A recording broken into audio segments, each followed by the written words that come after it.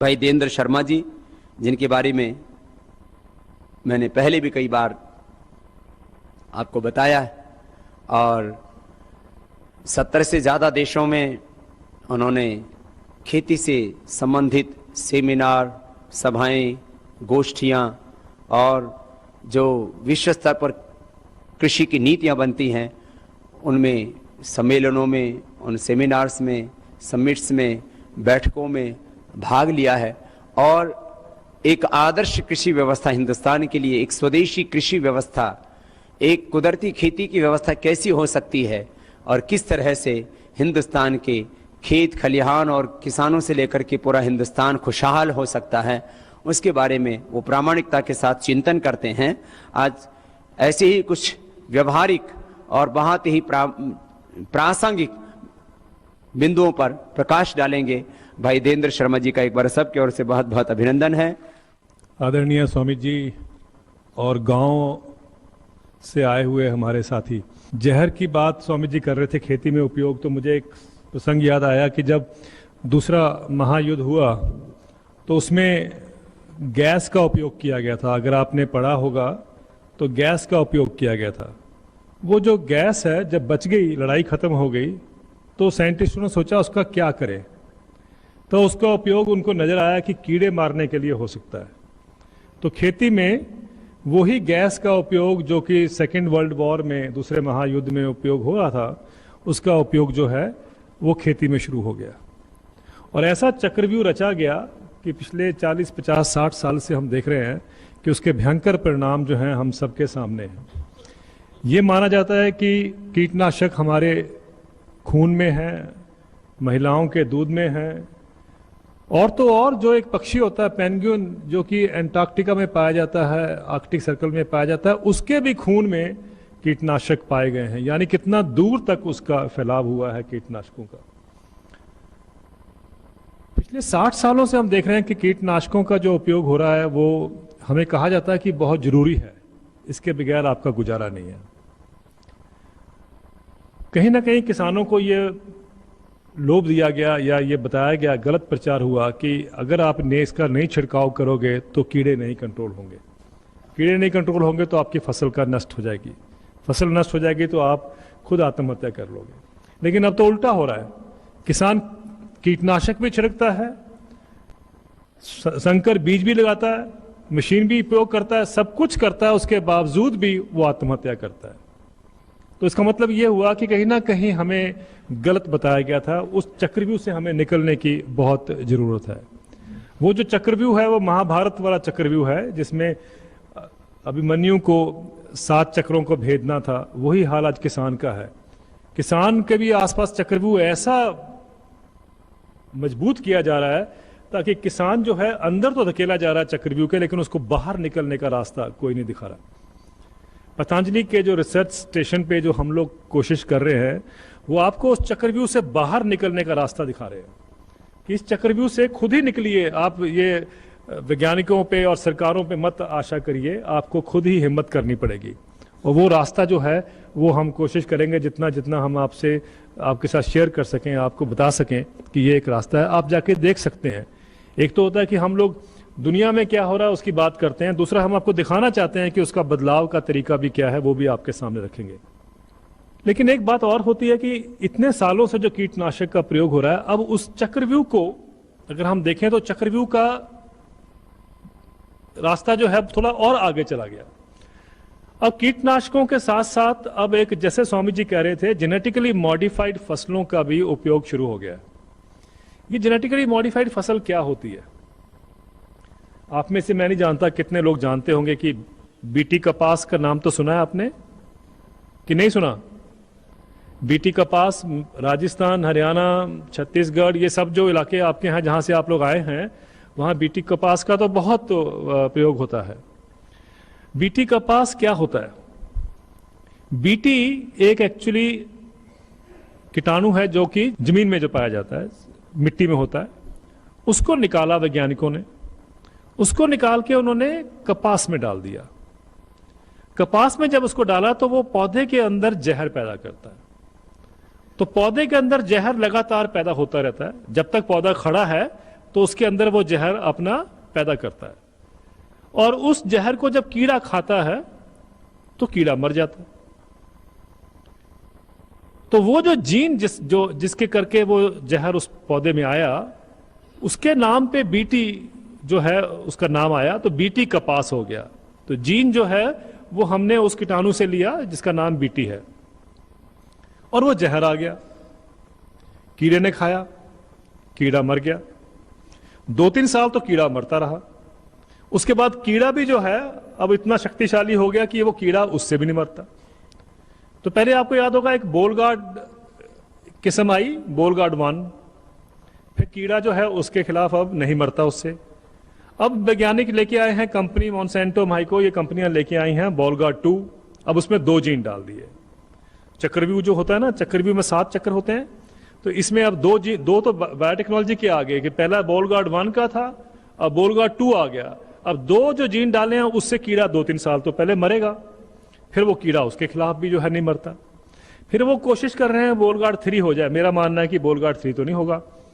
तो क्या कर रहे हैं वो, अब ऐसा चीज ढूंढ रहे हैं जिसका जहर उससे भी ज्यादा खतरनाक हो। तो आप जानते हैं बिच्छू का जहर, बिच्छू को डंक मारा हुआ तो आप जानते हैं, तो बिच्छू का जीन निकाल लिया। बिच्छू का जीन उन्होंने मक्की में डाल दिया। अब मक्की पे जब कीड़ा खाता है तो कीड़ा मर जाता है, तो इसका मतलब है कि वो जेनेटिकली मॉडिफाई हो गया। तो क्या होगा, अब उस जीन को मक्की से निकालकर अब वो कपास में डाल देंगे। तो इसका मतलब आपके पास अब थोड़े दिनों में एक और नई किस्म आ जाएगी कपास की, बिच्छू 1। बिच्छू 1 से कीड़ा 2-3 साल तो कंट्रोल हो जाएगा, और फिर जो कीड़ा जब उसके रेजिस्टेंट हो जाएगा तो बिच्छू 2 आएगा। फिर साइंटिस्ट सोचते हैं कि अब इससे ज्यादा खतरनाक क्या हो सकता है, तो उसके ज्यादा खतरनाक आप जानते हैं सांप होता है। तो फिर आपके पास को पड़ता है आपको। तो वो हुआ। अब क्या हो गया, उन्होंने सोचा कि अगर ये देसी बीज रहेगा बाजार में तो किसान हो सकता है कि ज्यादा देसी बीज भी लगाएं। तो उन्होंने क्या किया, कंपनी ने और वैज्ञानिकों ने मिलकर ऐसा पूरा षड्यंत्र रचा कि मार्केट से, बाजार से देसी बीज ही खत्म कर दिया। अगर आज जाओ, कपास का देसी बीज आपको बाजार में नहीं मिलता। आपके पास कोई चारा ही नहीं है बीटी के मांगने के अलावा, बीटी ही मिलेगा आपको। वो बीज का ये हुआ कि आज 93% जो देश का कॉटन का एरिया है वो आज बीटी के नीचे आ चुका। कंपनियां कहती हैं कि देखो किसान हमारे कितने बुद्धिमान हैं, उन्होंने हमारा बीज का उपयोग किया। आप लोग जो है वो कहते हो कि बीज गलत है, लेकिन किसान तो जानता है अच्छा, इसलिए ले रहा। इतने सालों से ये प्रोपेगेंडा चलता आया। इस साल विदर्भा में, जहां की बहुत कपास होती है, अभी कुछ दिन पहले की बात है, सरकार ने खुद माना महाराष्ट्र की कि वहां पर कपास का बीटी कॉटन ही वहां पर सारे उसमें लगती है, 40% इस बार कपास की पैदावार कम हुई है। विदर्भा में आप जानते हैं कि आत्महत्याओं का दौर बहुत ज्यादा, आप जानते हैं, पढ़ते आए हैं। पिछले साल 3,500 किसानों ने आत्महत्या की थी विदर्भा में, महाराष्ट्र में, और उसमें अब उसके बाद 40% जो है फसल का नुकसान हो गया, कम हुई है पैदावार। तीसरा साल है वहां जब बीटी कपास की फसल कम हुई है। पिछले साल सरकार ने उसको कंपनसेट करने के लिए सरकार ने खुद 2,000 करोड़ रुपए किसानों में बांटे ताकि उनका नुकसान की कुछ भरपाई हो पाए। इस साल सरकार ने खुद माना है कि सिर्फ बीटी कपास के ऊपर ही देखें, जो उन्होंने बीज लिया था, तो 6,000 करोड़ रुपए का किसानों को नुकसान हो गया है महाराष्ट्र में। और अगर सारा नुकसान माने, क्योंकि और भी चीजें बहुत जाती हैं उसमें, तो 20,000 करोड़ रुपए का नुकसान हो गया। अब कंपनियों का यह दबाव रहेगा कुछ दिनों में कि सरकार जो है किसानों को थोड़ी भरपाई करने के लिए, जैसे पिछले साल 2,000 करोड़ रुपए दिया था महाराष्ट्र में, अब भी 2,000 नहीं तो 4,000 करोड़ रुपए दे दिया जाए। हमारा यह कहना है कि सरकार क्यों दे, कंपनी को क्यों ना बोला जाए कि आप ये 4,000 करोड़ रुपए की भरपाई करिए। कंपनियों को बोलना चाहिए, और कंपनियां मुनाफा कमाती हैं, नुकसान हम लोग कमाते हैं। क्योंकि जब सरकार 4,000 करोड़ रुपए देगी या 2,000 करोड़ रुपए देगी, तो वो सरकार की कोई खजाना नहीं है, वो सिर्फ आपकी और मेरी जेब में से जाता है, वो जो टैक्स हम देते हैं। तो मुनाफा तो कंपनी कमाती है, टैक्स आप और हम देते हैं। तो ये तो गलत है ना। क्यों ना कंपनी जो मुनाफा कमाती है वो ही भरपाई करे किसानों की जो उनको नुकसान हुआ है। पंजाब में भी यही हुआ। पंजाब में किसानों को और सरकारों ने मिलकर, सरकार ने पिछली ने भी और इस सरकार ने भी बहुत जोर लगाया कि भाई बीटी लगाओ, बीटी लगाओ। सरकार ने खुद ही बेचा और इस बार फिर नुकसान हो गया। अब एक कीड़ा आपने कंट्रोल किया, एक नया कीड़ा आ गया, उसका नाम है मीली बग। मीली बग जो कीड़ा है उसने तबाही कर दी पंजाब की फसल की भी और महाराष्ट्र की फसल की भी। वो जो कीड़ा है नहीं कंट्रोल हो रहा और उसके ऊपर फिर आप कीटनाशक भी उपयोग कर। हुआ क्या है, पिछले 5, 6, 7, 2002, 10 सालों में भारत में कहा गया था कि कीटनाशकों का उपयोग कम हो जाएगा, लेकिन कीटनाशकों का उपयोग और भी बढ़ गया। बीटी कॉटन से कीड़े मरे, कीटनाशकों का उपयोग बढ़ गया। यानी मतलब एक तो बीटी पहले आपने खरीदी, उसके ऊपर अब कीटनाशक जो कहा था कम हो जाएंगे वो और ज्यादा हो गए। और सिर्फ ये भारत में नहीं हुए, ये अमेरिका में भी हुए। अमेरिका में जब से इसका बीटी का प्रचार हुआ है, बीटी कपास भी है उनके पास, बीटी सोयाबीन भी है, बीटी मक्का भी है, सब में वो उपयोग करते हैं। उसके बावजूद भी इतने भयंकर रूप से कीटनाशकों का उपयोग वहां बढ़ा है। और एक चीज और हुई, एक तो खरपतवार, आप जानते हैं खेती में खरपतवार होते हैं, उसके ऊपर कई तो वीडीसाइड, कई तो हाथ से निकालते हैं, कई वे वीडीसाइड का उपयोग भी करते हैं। लेकिन खरपतवार नाशक जो दवाइयां हैं उसका उपयोग भी होता है। लेकिन कुछ एक ऐसा प्रॉब्लम है इसमें कि बीटी में जो जीन होता है, जो जीन डाला जाता है, वो हवा के साथ या किसी भी चीज के साथ, पक्षियों के साथ या अपने एनिमल्स के साथ वो उड़कर या चलकर वो जाके उसी के अपने जो उनकी फैमिली का कोई भी पौधा हो उसमें जाके फिक्स हो जाता है।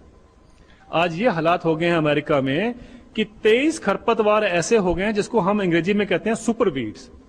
सुपरवीड मतलब वो किसी भी चीज से अब कंट्रोल नहीं होते, उसको कहते हैं सुपरवीड। और अमेरिका में ही तकरीबन 140 लाख एकड़ रकबा जो है वो ऐसी खरपतवार से कवर हो गया है कि उसको कंट्रोल करना ही मुश्किल हो रहा है।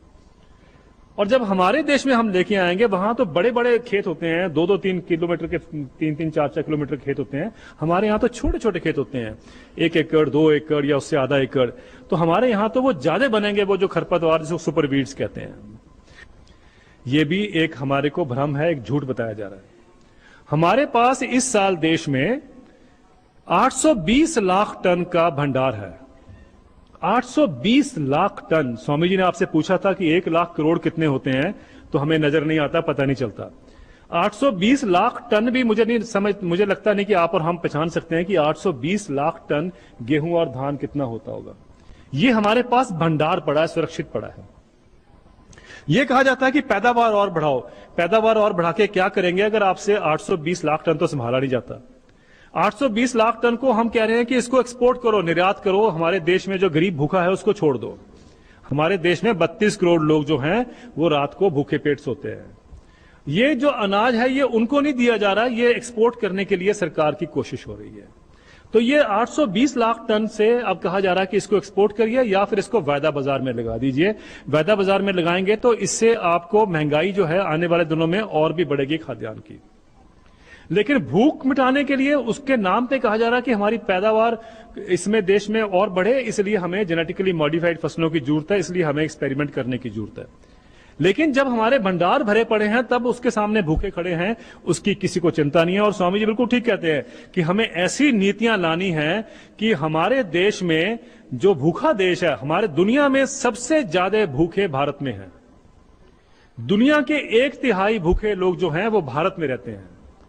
और उसके वो इसलिए नहीं कि हमारे यहां पैदावार की कमी है, वो इसलिए कि हमारे पास इतना अनाज पड़ा है कि वो हमारे जो भूखे लोग हैं वो उनके पास क्षमता ही नहीं है कि उसको खरीद सकें। तो क्या सरकार ऐसे प्रबंध नहीं कर सकती कि गरीबों को वो अनाज जो है मुफ्त में दिया जाए या 50 पैसे या 1 रुपए के उस पे दाम पे दिया जाए? लेकिन सरकार कहती है कि नहीं, ये हमारा काम नहीं है, हम इसको एक्सपोर्ट करेंगे। आप बाजार के ऊपर जाइए, बाजार में जाइए, आप पैसा दीजिए, आप वहां से लीजिए। कोई क्या ये समझ नहीं आता कि 40% जो नुकसान हो रहा है अनाज का वो खत्म हो जाएगा? वो देश, उसमें कितना फायदा होगा देश को, आप इसकी क्यों नहीं कदर करते?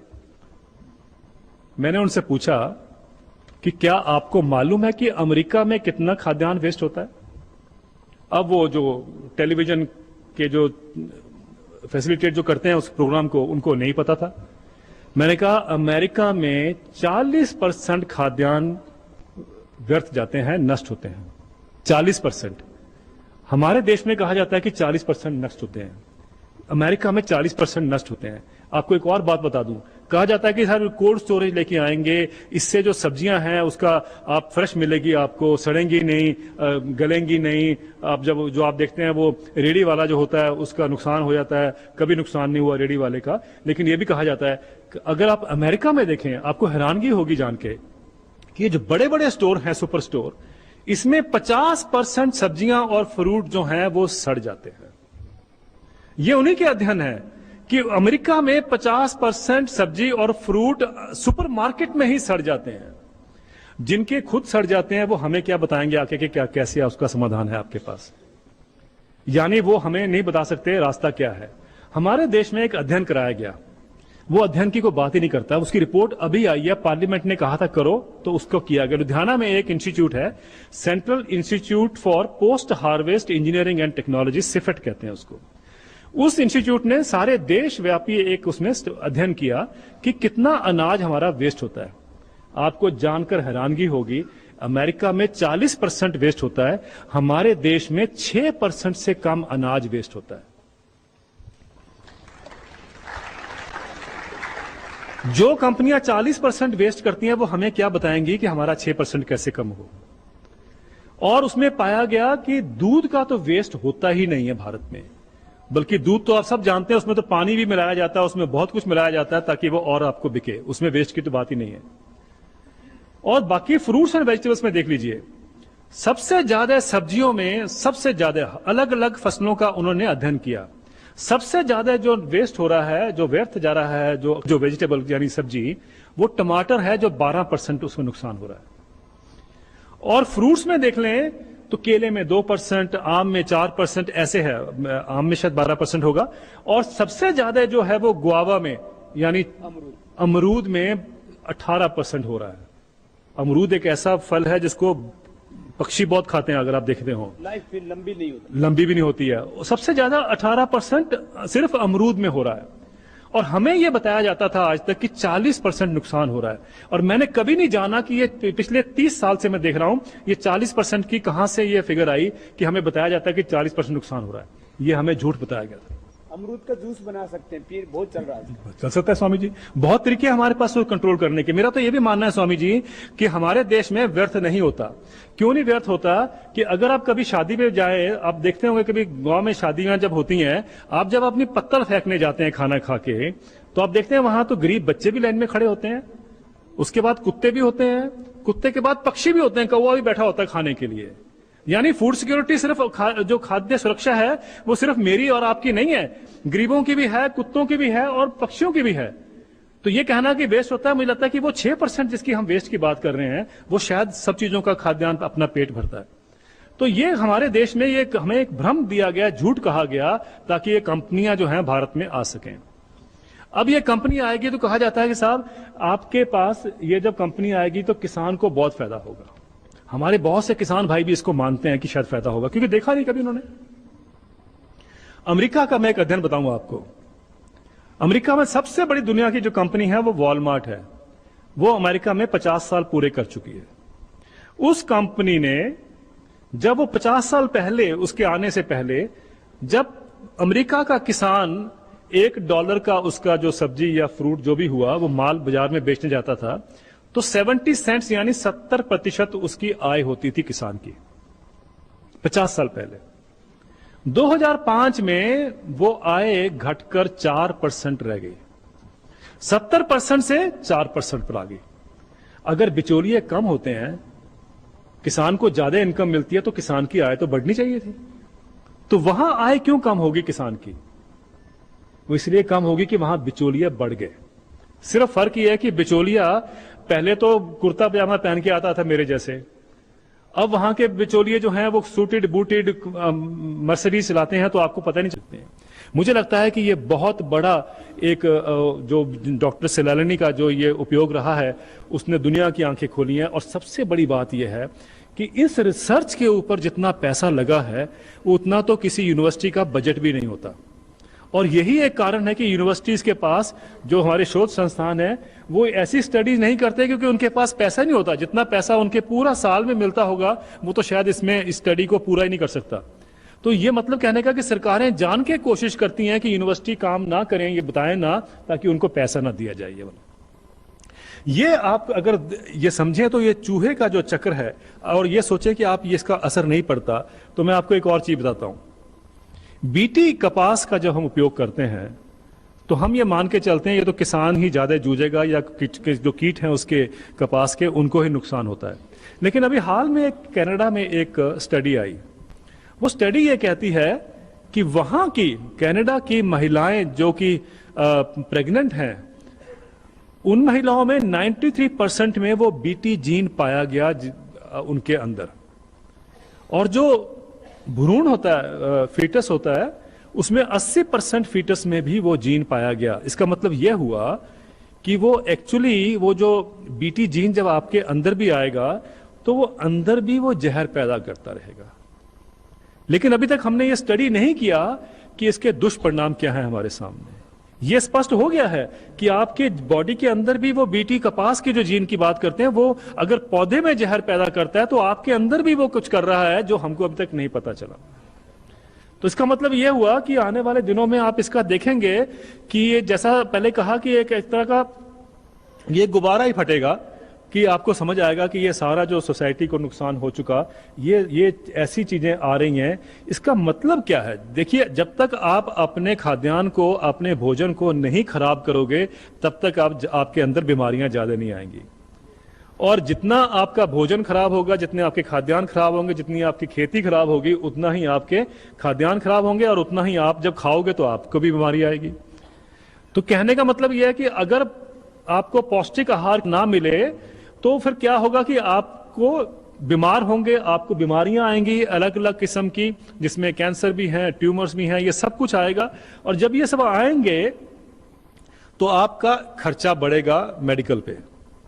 आज ये जैसा स्वामी जी हर बार कहते हैं, आज शायद ही कोई घर हो जिसमें आपका दूसरा तीसरा हर उसमें परिवार का जो सदस्य है जो दवाइयों पर नहीं जीवित है। कोई ना कोई दवाई खा ही रहा है। वो घर के आसपास देख लीजिए, अपने ही घर में देख लीजिए, और वो जितनी दवाई आप खाएंगे उतनी देश की हमारी जीडीपी बढ़ती है, ग्रोथ होती है। और जितनी ग्रोथ होती है उतना आप देखते हैं कि जीडीपी की हम बात करते हैं, जितने आप बीमार होंगे उतना ग्रोथ होगी। तो जब आपकी जीडीपी यहां से जितनी दवाइयों का उपयोग बढ़ेगा, तो जब दवाइयों का उपयोग बढ़ेगा तो लाजमी है कि आपको इंश्योरेंस भी चाहिए। तो इंश्योरेंस का भी साथ साथ में उसका उपयोग बढ़ता है। तो तीन चीजें हैं जो दुनिया की अर्थव्यवस्था को चलाती हैं।